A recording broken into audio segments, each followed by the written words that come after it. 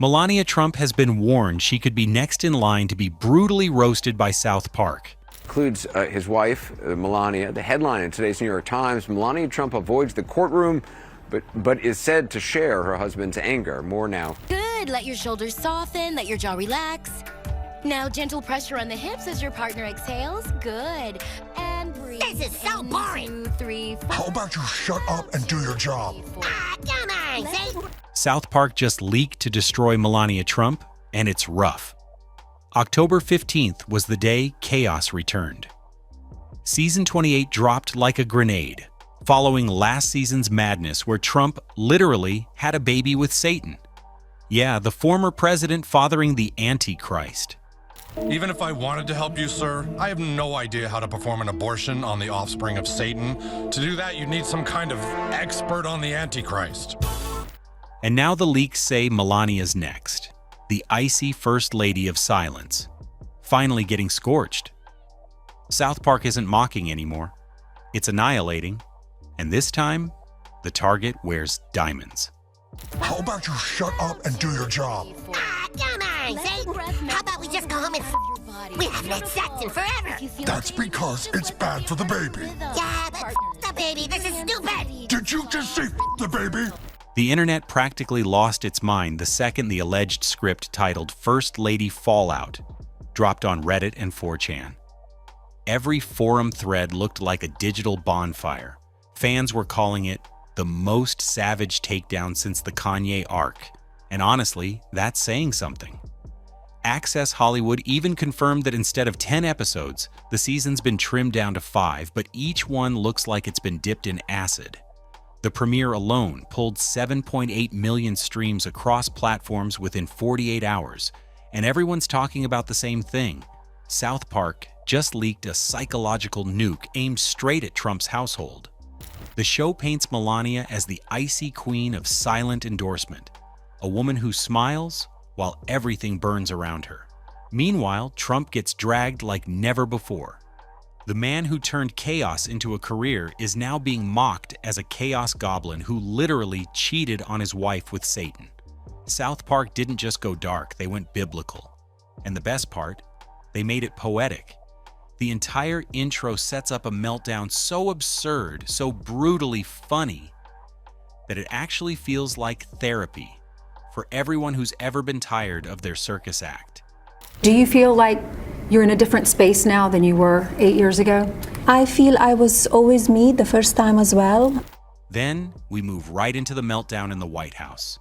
And oh, it's pure gold. The episode titled Twisted Christian starts with Trump attending prenatal classes with Satan. Imagine that the same guy who once bragged about grabbing everything now sitting in a yoga circle, arguing about the Antichrist's due date. The writers made him look like a 79-year-old toddler of ego, obsessed with fame, delusional about control, and whining for attention while the world burns around him. It's satire at its peak, and it hits right where it hurts. Melania's there too, or at least her cartoon reflection, floating through the chaos in a mirror-lined gown like some frozen ghost of PR perfection. Each mirror shard flashes one of her real-life disasters, the plagiarism scandal from Michelle Obama's speech that "I really don't care, do you?" jacket during the migrant crisis, and her trademark icy stare that could freeze global warming. South Park doesn't even need to exaggerate. The visuals speak for themselves, showing how her entire existence is built on optics, not substance. Every reflection is a headline she ignored. Every mirror a reminder of the scandals she never owned. With Donald Trump, Maybe some people, they see me as just a wife of the president, but I'm standing on my own 2 feet, independent. I have my own thoughts. I have my own yes and no. And then comes the Satan scandal, the part that has everyone choking on their popcorn. South Park doesn't hold back for a second. Trump is accused of impregnating Satan, and the show treats it like headline news.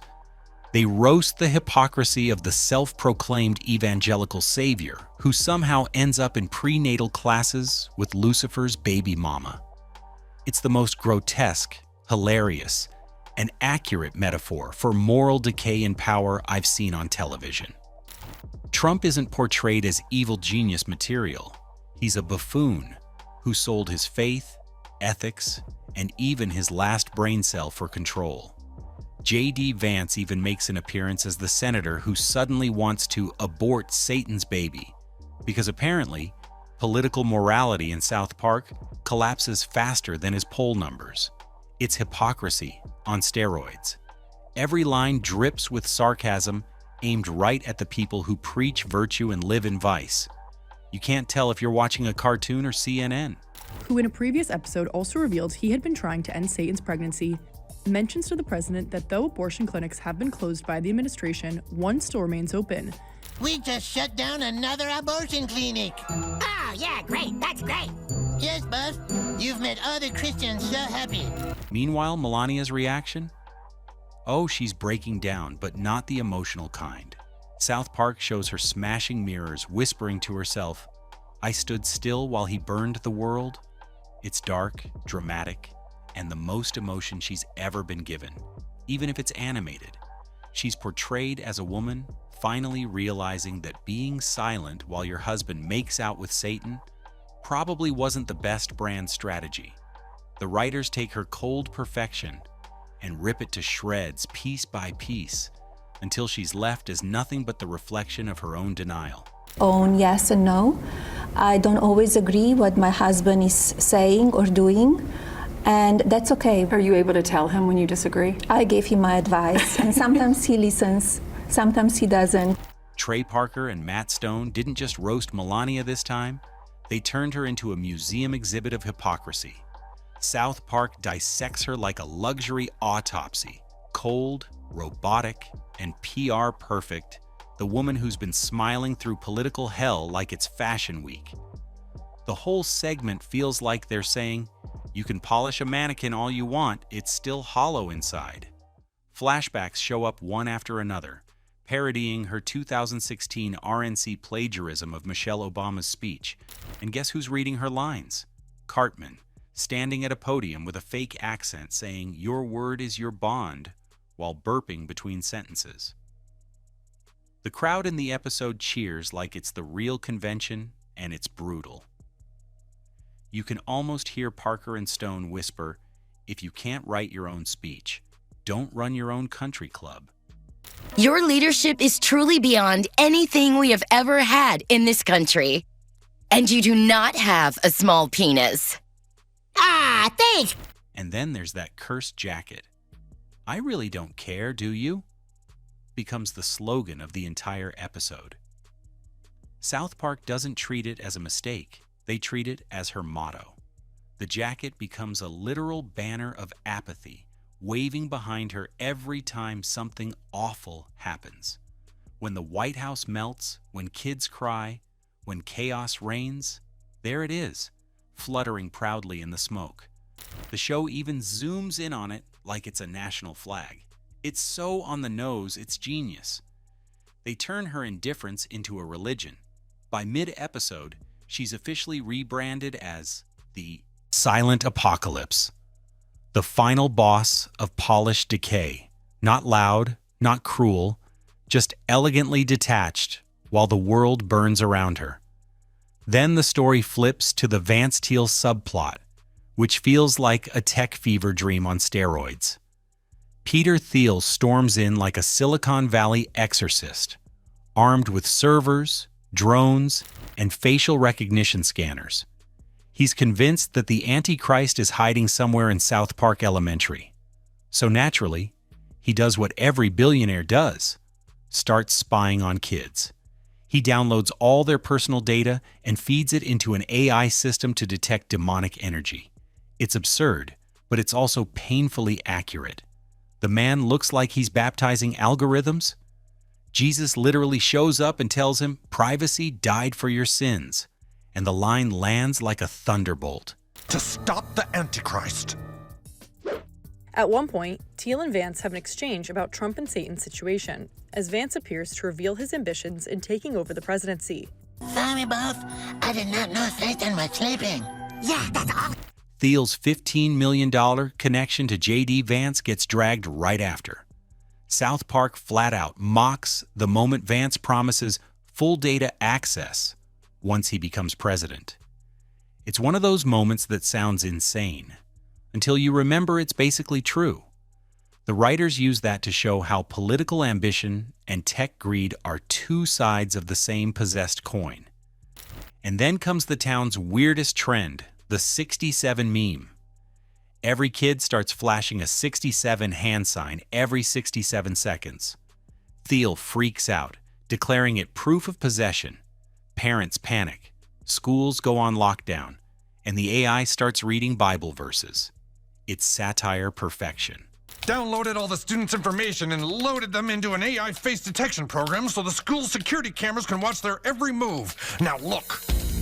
2 students passing each other in the hallway. They give each other the sign, 6-7. Exactly 67 seconds later, this odd parka-wearing child makes the same gesture. South Park takes the whole paranoia of modern tech, the obsession with surveillance, the idea that AI can save us, and turns it into comedy gold.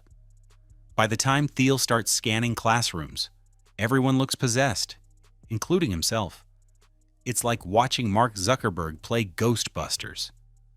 The scene where he tells Jesus, "I'm close to finding the key," while his drones circle Cartman's house, is straight out of a horror movie written by a tech bro.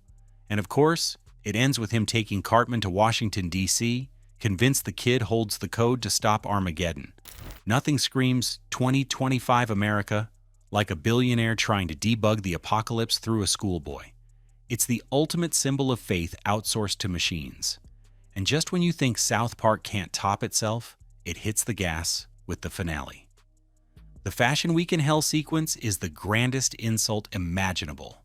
Jackie O, Michelle Obama, Hillary Clinton, all of them walk down this demonic runway like ghosts of first ladies past. Then the spotlight hits Melania. Her gown starts to twist and morph until it becomes a non-disclosure agreement wrapping around her body like diamond chains. Every camera flash bounces off it, and you can see Trump Tower crumbling in the background. It's poetic destruction. She's literally bound by her own silence. Meanwhile, Trump and Satan are offstage arguing over custody of their baby, shouting nonsense while the world collapses behind them. Melania doesn't flinch.